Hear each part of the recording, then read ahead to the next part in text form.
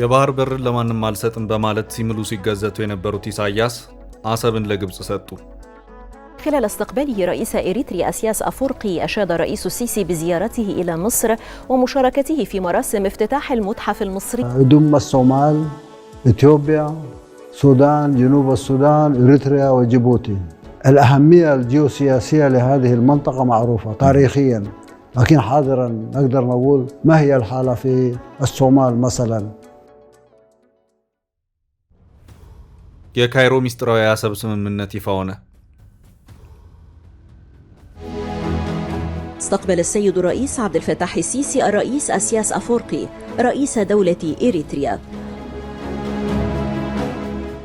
وذلك بحضور الدكتور بدر عبد العاطي وزير الخارجية والهجرة وشؤون المصريين في الخارج.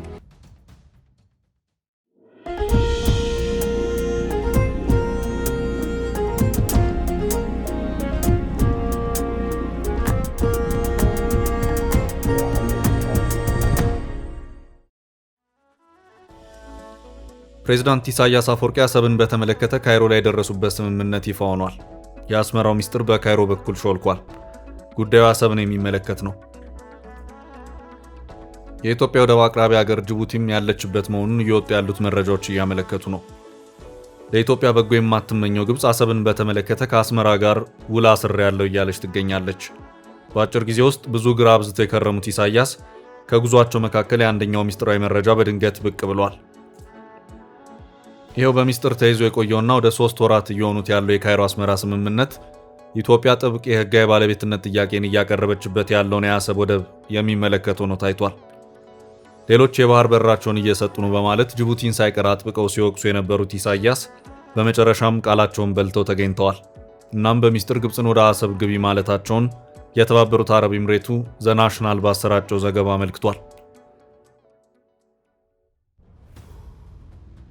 በኢትዮጵያ ወረራ ስጋት ውስጥ ነኝ ሲሉ የከረሙት ኢሳያስ የመጨረሻ መፍትሄ ብለው የወሰዱት እርምጃን የተመለከተ መረጃ በካይሮ በኩል ተላልፎ ተሰጥቷል። የዚህ መረጃ በካይሮ በኩል ይፋ መሆን ኢሳያስንና ባለስልጣኖቻቸውን የሚያስደስት አይመስልም። ይሄው አሁን ይፋ የሆነው የካይሮ ስምምነት አሰብን ለግብጽ አሳልፎ የመስጠት ስምምነት መሆኑን የካይሮ የውስጥ ምንጮችን ዋቢ ያደረገው የተባበሩት አረብ ኤምሬቱ ዘናሽናል ባወጣው ዘገባ አመልክቷል። ይሄው ስምምነት በዝምታና በሚስጥር መካሄዱን ያመለከተው ዘገባው የግብጽ የወደብ ስምምነት ዶራሌህ የተባለውን የጅቡቲን ሌላኛውን ወደብ ጭምር የሚያካትት ስምምነት መሆኑንም አክሎ አስታውቋል። የካይሮ የወደብ ስምምነት ጭብጥ ምንድነው በሚለው ዙሪያ ማብራሪያውን የሰጠው ዘገባው ግብጽ አሰብንም ሆነ የጅቡቲውን ዶራሌህ ወደቦችን አቅማቸውን ከፍ የማድረግና አነስተኛ የጦር መርከቦችን ጭምር በሚያስተናግዱበት ደረጃ ጭምር መገንባት መሆኑን አመላክቷል። ዘገባው ሁለቱም ወደቦች በቀይ ባህር ጠባቡ ሰርጥ በሆነውና ስትራቴጂካዊ ጠቀሜታው ከፍ ባለው ባቤል መንደብ የቀይ ባህር ወሽመጥ ላይ የሚገኙ መሆኑን አመልክቶ ኢትዮጵያም በጅቡቲው በዶራሌህ ወደብ በኩል ሸቀጦቿን የምታስወጣና የምታስገባ መሆኑንም አመልክቷል። ዘገባው ግብጽ አሁን ወደ ሁለቱ ሀገራት የቀይ ባህር ዳርቻ ወደቦች የተጠጋችው የራሷ 2000 ኪሎ ሜትር ርዝመት ያለው የቀይ ባህር ዳርቻና የስዊዝ ቦይ ባለቤት በሆነችበት ሁኔታ ነውም ሲልም አስታውቋል።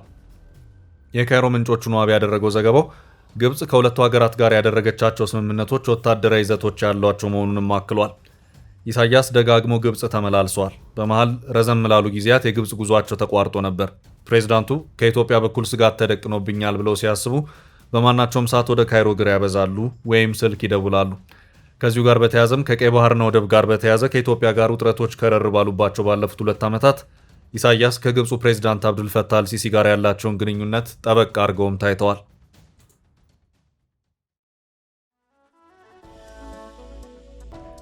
አልሲሲ በግብጽ የመሪዎች ታሪክና በኤርትራ የሀገርነት ታሪክ ውስጥ ለመጀመሪያ ጊዜ አስመራ ጉዞ አድርገው የመከሩ መሆኑ የሚታወስ ነው። የጊዜው ምክር የሶማሊያውን ፕሬዝዳንት ሐሰን ሼክ መሐመድን ያካተተ ነበር።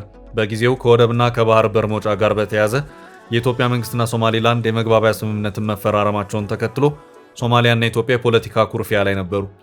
በጊዜውም አልሲሲ ይህንኑ ለግብጽ መልካም የመሰላቸውን አጋጣሚ ለመጠቀምም ሶማሊያን በማግባባት ላይ ነበሩ። እናም ግብጽ በአፍሪካው ቀንድ ለመፍጠር ላሰበችው እሷን ያማከለ ጸረ ኢትዮጵያ ቀጠናዊ ህብረት ሶማሊያንና ኤርትራን ይዞ የነበረ ቢሆንም በመሃል ሶማሊያ አፈነገጠች። ይህ የሶማሊያ አዲስ አቋም ለግብጽ የፖለቲካ ሂሳብ ከባድ የሆነ እንቅፋትንም ፈጠረ። ሐሰን ሼክ መሐመድ ከካይሮ ይልቅ ወደ አዲስ አበባ አደሉ። የካይሮ ጉዟቸውን ቀንሰው የ4 ኪሎ እግር አበዙ። በዚህም የሶማሊያው ፕሬዝዳንት የ4 ኪሎ ምልልስ ግብጾች ክፉኛ ተበሳጩ። የሶማሊያውን ፕሬዝዳንት ሐሰን ሼክ መሐመድን ከካይሮ ያስኮበለሉት ቱርኮች ናቸው። ለዚህ ምክንያቱ ቱርክ በኢትዮጵያና ሶማሊያ መሃል በመግባት እርቅ እንዲፈጸም ማድረጓ ነው። አሁን ባለው ሁኔታ ኢትዮጵያን ታሳቢ ያደረገው የግብጽና የሶማሊያ ግንኙነት ብዙም የቀጠለው ነው አይታይም።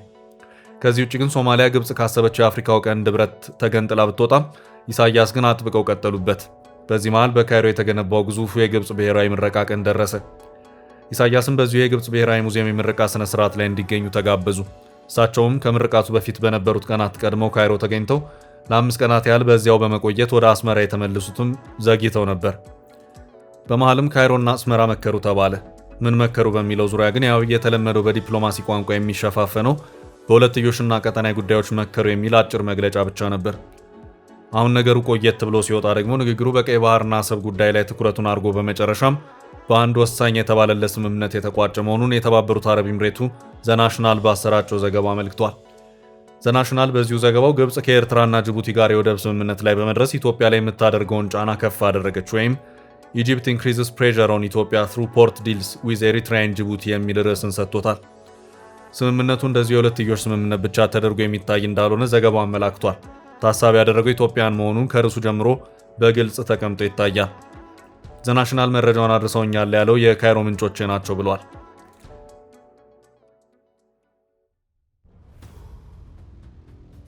እንደ ዘገባው ከሆነ ግብጽ የአሰብን ወደብ ደረጃ ከፍ ለማድረግ የግንባታ ስራዎችን ትሰራለች። በእርግጥ አሰብን ሙሉ በሙሉ ወደ ስራ ለማስገባት የግብጽ የኢኮኖሚ አቅም የሚችለው አይደለም። ወደቡ ለዓመታት የተረሳና በራሱ መንገድ በእርጅና ከጥቅም ውጭ የሆነ ነው። ዘገባው ግብጽ የምትሰራው በውስን የወደቡ ክፍል መሆኑንና እሱም ቢሆን ለወታደራዊ አገልግሎት መሆኑን አክሎ አመላክቷል። እንደ ዘገባው ከሆነ ግብጽ በኤደን ባህረ ሰላጤ በሚገኘው የጅቡቲ ዶራህሌ ወደብ ላይም የወደቡን አቅም የማሳደግ ስራን ታከናውናለች። የወደቦቹ ግንባታ የሚሊተሪ አነስተኛ የጦር መርከቦችን በሚያስተናግዱበት ደረጃ የሚሰሩ መሆኑንም ይሄው ዘገባ አመላክቷል። ይሄ ከወደ ካይሮ የሾለከው መረጃ ሆን ተብሎ ነው ወይስ አምልጦ ነው የሚለው ጉዳይ የተብራራ ምላሽ አልተገኘለትም። መረጃውን በተመለከተ በአስመራ በኩል ቄሱም ዝም መጽሐፍ ዝም ሆኗል። በዚሁ መረጃ ዙሪያ ከካይሮ ባሻገር ከአስመራም አንዳች ምላሽ ይጠበቃል። አሁን የኢሳያስን የቅርቦቹን የኋላ ጉዞ ታሪክ መፈተሽ ግድ ሊል ነው። ፕሬዚዳንት ኢሳያስ ከካይሮ ባለፈ ፖርት ሱዳንና ሳውዲ አረቢያ ሪያድም ነበሩ። ኢሳያስ ከአንድ ወር በፊት ወደ ሳውዲ አረቢያም ጭምር አምርተው የነበረ ሲሆን ሳውዲ በአሰብ ላይ ፍላጎት ያላት መሆኑን የሚያመለክቱ መረጃዎች ከዚህ ቀደም ሲወጡ የነበረ መሆኑ የሚታወስ ነው። ኢሳያስ በሪያድና ጅዳ ቆይታቸው በተለያዩ ጉዳዮች ላይ መከሩ መሆኑን የሚያመለክቱ መረጃዎች በጊዜው ሲወጡ ነበር። ከዚሁ ጋር በተያያዘም በሁለቱም አቅጣጫ የውይይት ጭብጦች ተብለው ይፋ የሆኑ መረጃዎች ታይተዋል። ውይይቱ የሁለትዮሽ ግንኙነቶችን ቀጠናዊና የቀይ ባህር ጉዳይ መሆኑ እንደዚሁ በደፈና የተገለጸበት ሁኔታም ታይቷል። ከሳውዲ በኩልም ሆነ ከኤርትራ በኩል በኢሳያስ ጉብኝት ወቅት ኢትዮጵያ በአጀንዳነት ተነስታ ውይይት የተደረገባት ስለመሆኗ ግን የተባለ ነገር አልነበረም። ሆኖም ሱዳንና የአፍሪካው ቀንድ ቀጠና ላይ ትኩረቱን አድርጎ የሚሰራው ማዳማስር.com ባሰራጨው ዘገባው በኢሳያስ የሪያድ ቆይታ ወቅት በኢትዮጵያ ጉዳይ ውይይት እንደተደረገበትና ኢሳያስም ኢትዮጵያ በቀይ ባህር ዙሪያ ጠበቅ አድርጋ የያዘችው አቋም ያሳሰባቸው መሆኑን ለሪያድ አመራሮች የገለጹ መሆኑን ዘገባው አመላክቷል። የዚሁ መረጃ ምንጮቼ ናቸው ያላቸው የሱዳን የቀድሞቹ የሴኪዩሪቲ ክፍል አመራሮች ናቸው። ይህንን ውይይትም በቅርበት የተከታተሉ መሆኑንም አክሏል። ሳውዲ አረቢያ በቀይ ባህር ደህንነት በኩል ያሳስበኛል ያለችውን የየመን ሁቲ ታጣቂዎችን ሲሆን ኢሳያስ በአንጻሩ ስጋት ኢትዮጵያ ናት ያሉ መሆኑ ተመልክቷል። ሆኖም ይህ የኢሳያስ ማብራሪያ በኤርትራም ሆነ በሳውዲ ባለስልጣናት በኩል አልተገለጸም። ከዚህ ውጪም በኢሳያስና የሳውዲ አመራሮች ውይይቶች ላይ በአሁኑ ሰዓት በእርስ በእርስ ጦርነት እየተናጠች ያለችው ሱዳንም ጉዳይ ተነስቶ በሰፊው እንደተመከረበትም ዘገባው አክሏል። ኢሳያስ ከሁለቱ የሱዳን ተፋላሚ ጀነራሎች የጀነራል አብዱልፈታህ አልቡርሃን ደጋፊ መሆናቸውን በቃልም በተግባርም ግልጽ አድርገዋል። እዚህ ጋርም ቢሆን ኢሳያስ ከሳውዲ ጋር አንዳች አይነት ሚስጥራዊ ስምምነትን አድርገዋል ተብሎ ይታሰባል። ኢሳያስ ሚስጥራዊ ሰው ናቸው። የፈጠሯትንም ኤርትራ መረጃ የማይወጣባት የአፍሪካው ቀንድ ሰሜን ኮሪያ በመባል የምትታወቅ ዝግ ሀገር አድርገዋታል። በዚሁ መሰረትም ኤርትራ ከየትኛውም ሀገር ጋር ስምምነትን ታድርግ፣ እነዚያ ስምምነቶች ምንድን ናቸው፣ ምን አይነት ይዘት አላቸው በሚለው ዙሪያ ሁሉም ነገር ዝግ ሆኖ ይታያል። አሁን የአዲሱ የአሰብ ስምምነት መረጃ ያፈተለከው ከወደ ካይሮ እንጂ ከአስመራ በኩል አይደለም። በዚሁ መሰረትም የግብፁ ስምምነት አሁን ቀስ እያለ ከወደ ካይሮ አፈትልቋል። በሌላ አቅጣጫ ደግሞ የአስመራ ሪያድም ሌላ ሚስጥራዊ ስምምነት ካለ እሱም ቢሆን ብዙም ሩቅ በማይባል ጊዜ ውስጥ ይፋ ይሆናል ተብሎ ይታሰባል። በዚህ የሚባል በዚያ ግን ስምምነቶቹ ቀይ ባህርና የኤርትራ ወደቦች ላይ በተለይም ደግሞ አሰብ ላይ ያነጣጠሩ መሆኑ ጥርጥር የለውም። ነገሩን ወደ ጅቡቲ ስንመልሰው ግብጽ በወደብ ጉዳይ ከጅቡቲም ጋር የተስማማች መሆኑን ይሄው የዘናሽናል መረጃ ያመለክታል። ከኤርትራም በላይ አስገራሚው መረጃ የግብጽ ጅቡቲ ስምምነት ነው። ግብጽ ብቸኛ የኢትዮጵያ ወደብ አቅራቢ ወደሆነችው ጅቡቲ መጠጋጋት ከጀመረች ዋላ ደር ብላለች። አልሲሲ ወደ አስመራ ከማምራታቸው ከዓመታት በፊት ወደ ጅቡቲ አምርተው የነበረ መሆኑ የሚታወስ ነው። በዚህም ከጅቡቲው ፕሬዝዳንት ኦማር ጊሌህ ጋር መክረው ወደ ካይሮ ተመልሰዋል። ከዚያ በኋላም የግብፅ ባለስልጣናት ወደ ጅቡቲ እግር አብዝተውም ታይተዋል። ምን እየተመከረ ነው ሲባልም ግብፅ በጅቡቲ ወደብ ንግድ ቀጠናን ለማቋቋም በማሰቧ በዚህ ጉዳይ የሚደረግ ምክር ነው የሚል ምላሽ ሲሰጥ ቆይቷል። በቀጠናው በቆዳ ስፋቷ አነስተኛ ሆነ ነገር ግን ቀይ ባህርን በ314 ኪሎ ሜትር የምታዋስነው ጎረቤት ሀገር ጅቡቲም ከሳውዲና ከግብፅ በመቀጠል ቀይ ባህር ላይ ኢንቨስት እያደረገች ያለች ሀገር ናት። ጅቡቲ በቀይ ባህር ኢንቨስትመንቷ የወደብ አገልግሎቶች ላይ ትኩረቷን አሳርፋለች። በዚህ ረገድ ጅቡቲ በብዙ ጥፍ ከኤርትራ የተሻለች ሀገር ሆና ትታያለች። ጅቡቲ አቀማመጧ ከባህር በር አንጻር ሲታይ በቀይ ባህር መግቢያና በኤደን ባህረ ሰላጤ ወይም ገልፍ ኦፍ ኤደን መሃል የተቀመጠች ሆና ትታያለች። ሀገሪቱ ከ314 እስከ 317 ኪሎ ሜትር የባህር ዳርቻ ከቀሪው ዓለም ጋር ትገናኛለች። ነገሩን ወደ አጠቃላይ ቀይ ባህር ይዞታን መልሰው ቀይ ባህር ቀጭን የባህር ወሽመጥ ነው። አጠቃላይ ርዝመቱ 2250 ወይም 1400 ማይል ነው። ይህ የአንደኛው የምዕራብ አቅጣጫ ርዝመት ነው። በሌላ አቅጣጫ በባህሩ ምስራቅ አቅጣጫ ያለው ርዝመትም ተመሳሳይ ርቀት ያለው ነው። በዋነኝነት የባህሩ ርዝመት ልኬት የሚወሰደው ከግብፁ የሜዲትራኒያን ባህርና ቀይ ባህር መገናኛ ነጥብ ከሆነው ስዊዝ ቦይ ወይም ስዊዝ ካናል ተነስቶ እስከ ጅቡቲው ቀጭን የቀይ ባህር ሰርጥ ባቤል መንደብ ድረስ ነው። ኤልማንደብ የኤደን ባህረ ሰላጤ ወይም ገልፍ ኦፍ ኤደንን ከህንድ ውቅያኖስ ጋር የሚያገናኝ ነው። ሀገራት ቀይ ባህርን የሚያጋሩት ማዶ ለማዶ ሆነው ነው። ሶማሌላንድ፣ ጅቡቲ፣ ኤርትራ፣ ሱዳን እና ግብፅ በአንድ አቅጣጫ ሲገኙ ሳውዲ፣ የመን፣ እስራኤል በሌላ አቅጣጫ ያዋስኑታል። ሳውዲ አረቢያ 1800 ኪሎ ሜትር ርዝመት ያለውን የቀይ ባህር የባህር ዳርቻን ወይም ኮስት ላይን በመያዝ ከ8ቱ የቀይ ባህር አዋሳኝ ሀገራት መካከል የመሪነቱን ስፍራ ይዛ ትታያለች።